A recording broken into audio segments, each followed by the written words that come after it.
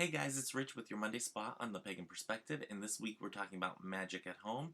This week's topic comes from MaddBrad, who asks, in what ways do you make your home a magical/spiritual one? Do you do anything in particular for home cleansing or protection? Okay, and I'm going to turn that off so you guys don't get the glare. Anyway, so magical protection in the home or cleansing the home, there's a lot of things that you can do, and I'm probably only going to be scratching the surface, and I think I'm again wearing the Monday shirt. Infamous Monday shirt. I totally don't do this thing on purpose. But anyway, magical things at home, things that you can do. First things first is physically clean the space. Sometimes we get the stagnant feeling whenever we walk into your home or into my home, where you don't really feel like things are flowing. You feel like things are kind of stagnant and just blah. So one of the things that you can do to alleviate this is to physically clean your home. I am terrible at this, at keeping up with chores and tidying up and whatnot. I have a pile of books that have been sitting here a week. I have a new shelving unit that has come in as of yesterday that I haven't had a chance to put where I want it for all the books that I have everywhere. I have a pile over here. So, bad example on my part of physically cleaning your space. Just tidy up, clean things up. Take the tarot cards, or in this case, rune cards. Actually put them in their proper location. I think a lot of people are getting what I'm saying here with the Marie Kondo method, the Kondomari method being such a big hit. And that's another thing that you can do is actually purge a little. Get rid of things that you have an excess of. And, excuse me, I forgot to silence my phone. Get rid of things that you have an excess of. If you have CDs, galore, burn the CDs onto your iPod or phone, or just put them onto your computer so you can, pass on those CDs to somebody else. DVDs, find out which ones you are actually going to want. Ones that you watch regularly that aren't always on streaming services and whatnot.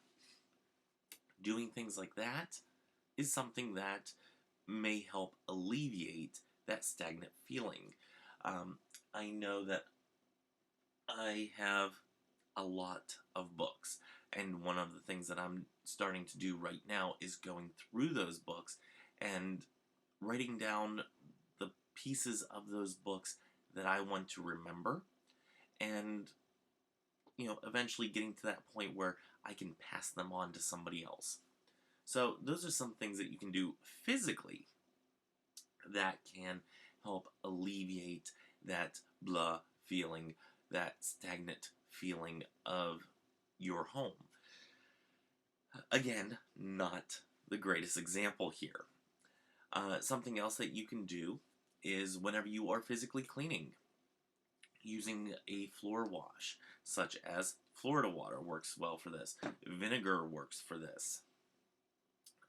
Using these types of floor washes, and you will find a plethora of floor washes that will bring different things in, whether it's prosperity that you're looking for, whether it's a loving home situation that you're looking for.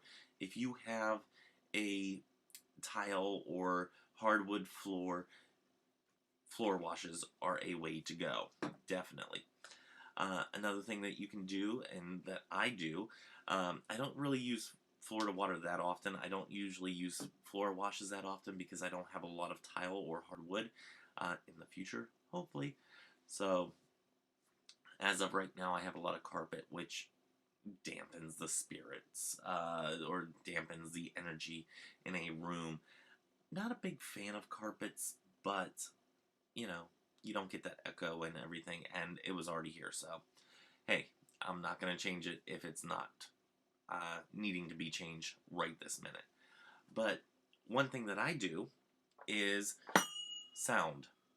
You know, I have my little tingsha bells here, and I will go throughout the house and go through all the corners, all the rooms of the house, and I will spiritually cleanse those areas, trying to lift up those vibrations, the energetic vibrations of each room by using those. I also have these. You might have seen them in a Catholic Mass. I also use these. I love these bells because you can hold them in your hand like this and just go all around. Anyway, we're gonna put those down because loud noises and Jelly just got scared. Anyway, another thing that you can do is buying a sprayer of some sort. Doesn't have to be one like this, though this is really cool and I actually kind of love it. I haven't used it yet, I just found it. But this is a little sprayer that you can go around, and it's an atomizer, much like the old perfume bottles. You can fill this up with like a white sage type of tincture or any scented tincture that you want, and go around spraying each room, giving it that lighter feeling in each room with a cleansing type of aromatic, and go around and spraying each room. Always a good, safe bet. For those of you who like to burn things, I know I do, you can use something such as sage. I prefer white sage. I know that white sage is becoming more and more endangered, to the point where people who are indigenous to North America, to the United States, they are having a harder time getting it for their actual rituals. So I try not to buy that as often. I do have, this is blue smudge sticks. This is a blue sage, and you can buy them in all different types of scents and everything. Regular cooking sage works well as well. So take this, light it on fire, go throughout the room. Make sure that you're careful about any embers that fall off of these. These are notorious for having little tiny embers fall off, and they can catch your carpet on fire. So do be careful and practice safe burning techniques. A good way to do that is have an abalone shell. I don't have one handy. Let's use this as an example. Just a little cowrie shell. But you would put that in your abalone shell and waft it with a feather. Very easy, very simple thing that you can do at any time.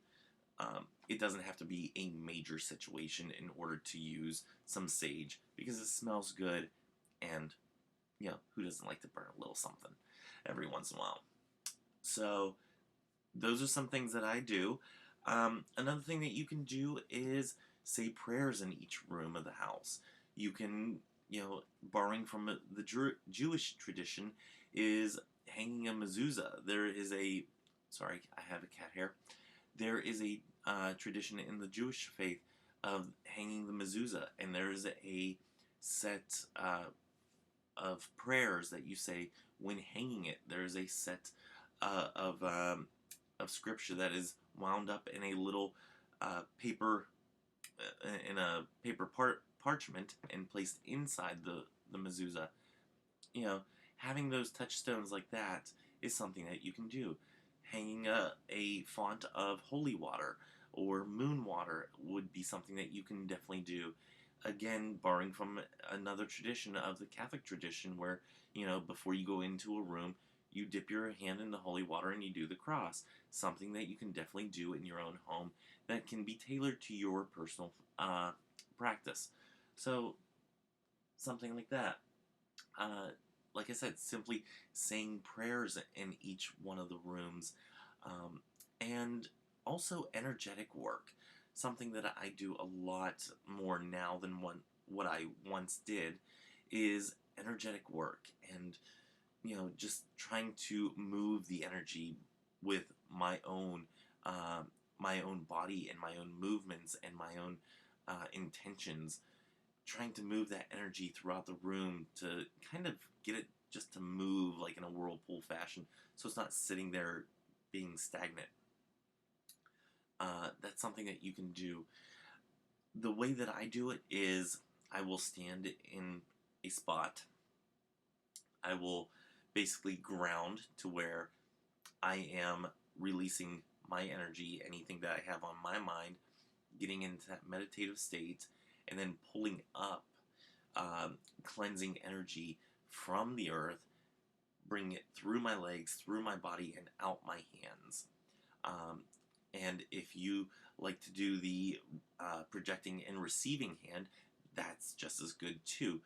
Um, that's another way that you can do it. Sometimes I just go all out and I project with both hands. Sometimes I do the projecting and receiving hands, and I do it where I will have like an energy ball go throughout the room, and I'll catch it in this one, have it go all through me and get cleansed and go back through, bring the negative energy into this hand, bring it through down one side, bring good energy up through this side, and projecting clean energy out, cleansing energy out. So that's something that you can do. If you have crystals, if you're a crystal person, I have my selenite right here, or one of my selenites. Oddly enough, I only have selenite towers. I don't know why, but I have selenite. You can buy little wands of selenite, the little flat ones. You can put them on your windows. You can put them on the windowsills, and that can help with the energy coming in. Be careful. Do not put quartz crystals, clear quartz crystals. Whenever the sun hits them, it can project and cause a fire. Practice safe crystals. So, another thing that you can do is burn different types of herbs. Let's see what I got here that's within arm's reach. I have cedarwood chips. Good thing to burn. Definitely gives you that smell of a cleansing. I have sandalwood up there. I have dragon's blood. I have frankincense and myrrh. Frankincense I like to use very sparingly because I don't want to buy any more or as much in the future because it is becoming endangered as well. So there are certain things that, depending on your tradition and depending on how you practice and how in touch you want to be with what plants or resins are endangered or not, keeping those in mind. I use very little bits of frankincense, and a little bit goes a long, long way with those, especially if you do a little pinch in each room and on a little charcoal disc, go around, waft it through. It'll disperse in no time to the entire room. Another thing that you can do is having a simple candle. This is from Party Light. This is one of the ones for like the Halloween time frame. This is spiced cider, and it smells so good. So having anything like this, I have a lilac one that's over on the table over that way. I burn these whenever I'm working in this room, sometimes just for the scent or just for the ambiance that it brings. And that does help with the overall mood. Another thing that you can do are the little tarts that you put on the tart warmers, oil diffusers, stuff like that. Make your own potions of sorts that will leave you with that cleansed feeling, leave you with an energetic feeling, and it'll end up working for you. Trying to see which one. Oh, this is a crystal cleansing one. So, but yes, sometimes I mix up different incense and whatnot, and I will have them sitting around. So whenever I need that certain feeling within a room, that's what I will burn. And I have a fly in here. Now, you don't have to just burn loose incense or smudge sticks. You can also burn regular incense, which I don't happen to have right on hand. I don't know how that happens, but they're over there in that cabinet. So you can burn those in your home, and it can give you that cleansed feeling or that vibrant feeling to excite the molecules in the air. trying to think of anything else. I hope I'm answering the question in its entirety. Let me go back here and make sure. So, as far as cleansing, okay. Okay, so as far as specifically for cleansing, if none of these things work for me, which most of them can deal with cleansing depending on what you're burning or how you focus your intention with the energy and all that. If none of those work for me, then I get out the big guns. Then I can go and I will do basically every elemental thing that I can think of. The sound, the wand, excuse me, the sound, the wand, the athame, you know, sprinkling salt throughout each room, you know, having something from each element in each room, and then going through with a crystal and possibly even doing the bean method, which I have not tried yet, and I kind of want to. It's where you go through with and I may have this incorrect, you go through with a sword and you have beans in your mouth, and basically you take the spirits from each room, and then you spit out the beans into the front of the house to get them to follow that. I may have that incorrect. I have not tried this, and I have not read up on this ritual in a while, so bear with me on that one.